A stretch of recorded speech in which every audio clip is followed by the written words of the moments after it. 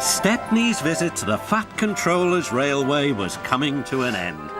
"We shall miss you," said the Fat Controller. Then he turned his attention to all the other engines. "My railway is very busy and I am pleased with you, but you need help. A diesel is all that's available. Please do your best to avoid any disturbances." "What does that mean?" whispered Duck. "That means this diesel is difficult," snapped James. And he was. The diesel surveyed the shed. "Not bad, I've seen worse. At least you're all clean," he sneered. The engines glared. "It's not your fault, but your controller should scrap you and get engines like me. A fill of oil, a touch on the starter, and I'm off. No bother, no waiting. They have to fuss around you for hours before you're ready." The engines were furious. Next morning, they held an indignation meeting round a turntable. "Disgraceful," mumbled Gordon. "Disgusting," said James. "Despicable," spluttered Henry.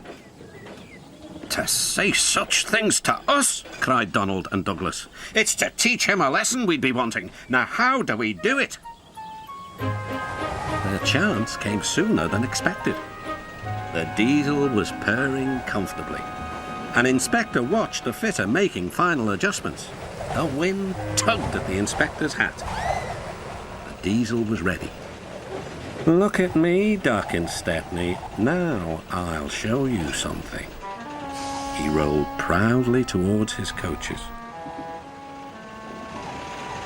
Then it happened.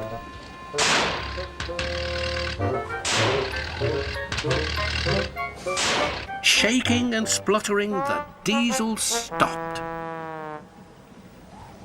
Meanwhile, the inspector was looking for his hat. The diesel seethed with fury as Duck and Stepney pushed him back to the shed. "My hat!" exclaimed the inspector. "You've sucked it through your air intake."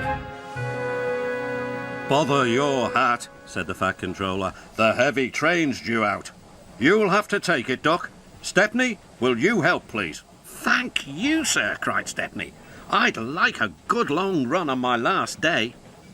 The engines were soon ready. "Gordon will take over from halfway, so get the train there. Good luck." "Don't worry," smiled Stepney. "We'll get there and be early too." The cavalcade moved carefully over the rails and out to the open line. "Now for a sprint," puffed Stepney. "I'm ready when you are," replied Duck. Soon they were whizzing through Edward Station. And next, they charged at Gordon's Hill beyond. They felt the drag of the heavy coaches here. It was hard work.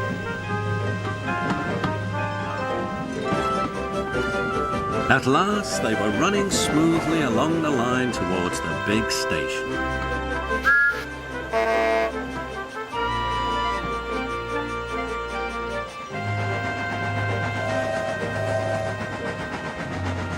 "Hello," said Gordon. "You're early. That's one in the headlamp for old Diesel." "James says he's sick as boiler sludge and sulking in the shed." "Serves him right for saying we're out of date." And Gordon chortled away. Next day, everyone came to say goodbye to Stepney. "Come back and see us soon," whistled the engines. "And you are always welcome on my Bluebell Railway too," replied Stepney. Then he puffed away. And what about Diesel? He'd slipped out whilst no one was looking. He said goodbye to no one but left two things behind: a rather nasty smell and a battered bowler hat.